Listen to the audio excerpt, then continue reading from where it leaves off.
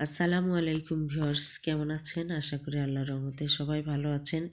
বরাবরের মতো আজ আপনাদের জন্য নিয়ে এসেছি অসম্ভব মজার এবং লোভনীয় একটি রেসিপি, টমেটো সস। যে কোনো স্ন্যাক্সের সাথে টমেটো সস হলে তো কোনো কথাই নয়। আর তাছাড়া রুচিকে বাড়িয়ে তুলতে টমেটো সসের কোনো জুড়ি নেই। তো ভিউয়ার্স, বাজারে চড়া দামে এবং অস্বাস্থ্যকর টমেটো সস ক্রয় না করে বাড়িতে খুব সুন্দরভাবে বাজারের চেয়েও অনেক স্বাদের টমেটো সস তৈরি করতে পারেন। তো ভিউয়ার্স, ভিডিওটি স্টেপ বাই স্টেপ ফলো করুন।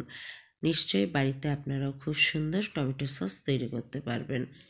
আর ভিডিওটি শুরু করার আগে আপনাদের কাছে আমার ছোট্ট একটি রিকোয়েস্ট, যারা আমার চ্যানেলটি এখনও সাবস্ক্রাইব করেননি দয়া করে চ্যানেলটি সাবস্ক্রাইব করুন এবং পাশে থাকা বেল বাটনটি বাজিয়ে দিন। যখনই নতুন কোনো ভিডিও আপলোড দেবো সর্বপ্রথম নোটিফিকেশন আপনি পেয়ে যাবেন। তো চলুন ভিউয়ার্স, আজকের ভিডিও শুরু করি। তো আমি টমেটো সস তৈরি করার জন্য এখানে লাল টমেটো নিয়ে নিয়েছি 1 কেজি।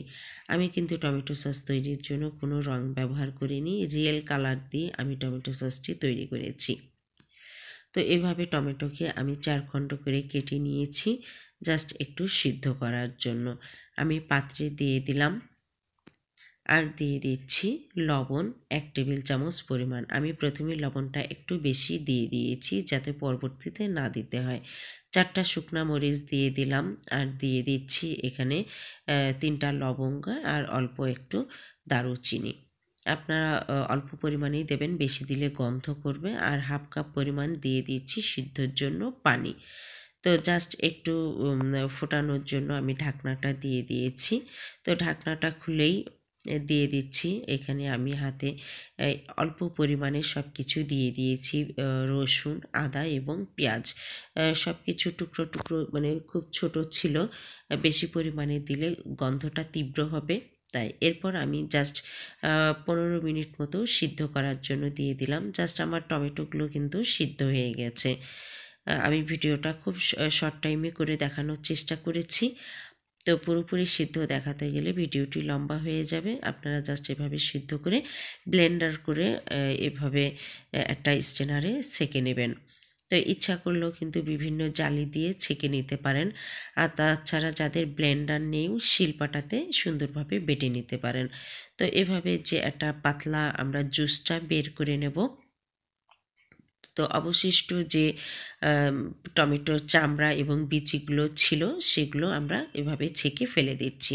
তো খুব সুন্দর একটা পিউরি পেয়ে গেলাম। এরপরে আরেকটা ধাপ আছে, আমরা নিয়ে নিচ্ছি 1 টেবিল চামচ পরিমাণ কর্নফ্লাওয়ার আর নিয়ে নিচ্ছি 1 টেবিল চামচ পরিমাণ ভিনেগার।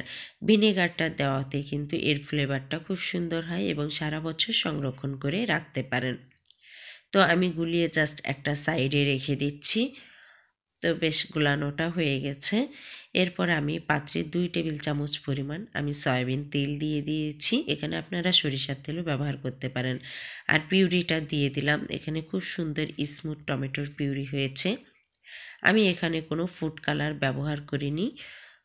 এতে করেই সুন্দর একটা টমেটোর কালার তৈরি হয়ে গেছে। তো আপনারা যখন টমেটো সস তৈরি করতে যাবেন অবশ্যই একটু লাল টমেটো দেখবেন, এতে করে খুব সুন্দর কালার আসবে। আর দিয়ে দিচ্ছি 2 টেবিল চামচ পরিমাণ সুগার। আর আগেই যে আমি গুলিয়ে রেখেছিলাম কর্নফ্লাওয়ার এবং ভিনেগার, সেটা দিয়ে জাস্ট আমি 5 মিনিট মতো নাড়াচাড়া করব। টকের একটু মাত্রা বাড়ানোর জন্য আমি 2 টেবিল চামচ পরিমাণ তেঁতুলের গুঁড়া দিয়ে দিচ্ছি। তো ভিউয়ার্স, যেহেতু আমি কর্নফ্লাওয়ার দিয়ে দিয়েছি সেহেতু বেশি নাড়াচাড়া করে ঘন করার দরকার নেই। জাস্ট ফুটে উঠলেই কিন্তু এ ঘন হয়ে যাবে। তো আমি বেশ 5 মিনিট মতো নাড়াচাড়া করার পরেই অনেকটা এমন ঘন হয়ে এসেছে। আমি একটা পাত্রে নিয়ে নিয়েছি। জাস্ট একটু কাত করলেই দেখা যাবে যে এর ঘনত্বটা কেমন হয়েছে। আমার কাছে মনে হয়েছে হয়ে গেছে। আমি একটা বাটিতে ঢেলে নিচ্ছি। এর কালারটা দেখতেই পাচ্ছেন, একটা খুব সুন্দর রিয়েল কালার এসেছে। তো টমেটো সসটাও কিন্তু খেতে অসাধারণ হয়েছে। আপনারা বাড়িতে যদি এভাবে স্টেপ বাই স্টেপ ফলো করেন তাহলে ইনশাল্লাহ খুব সুন্দর টমেটো সস আপনারা বাড়িতে তৈরি করতে পারবেন। তো যে কোনো স্ন্যাক্সের সাথে পরিবেশন উপযোগী। বাজারের অস্বাস্থ্যকর খাবার এড়িয়ে চলুন, বাড়িতে নিজেই স্বাস্থ্যকর খাবার তৈরি করতে পারবেন অনায়াসে। তো ভিউয়ার্স, দেখতেই পাচ্ছেন অসম্ভব সুন্দর এই টমেটো সসটি একদম শর্ট টাইমে তৈরি হয়ে গেল। এবং খেতেও অসাধারণ হয়েছে এবং সারা বছর সংরক্ষণ করেও খেতে পারবেন। তো ভিউয়ার্স, ভিডিওটি কেমন লাগলো অবশ্যই কমেন্ট বক্সে জানাবেন। আর আপনাদের জন্য সুন্দর সুন্দর ভিডিও নিয়ে হাজির হতে পারি সে দোয়া এবং প্রার্থনা করবেন। ভালো থাকবেন, সুস্থ থাকবেন। আল্লাহ হাফেজ।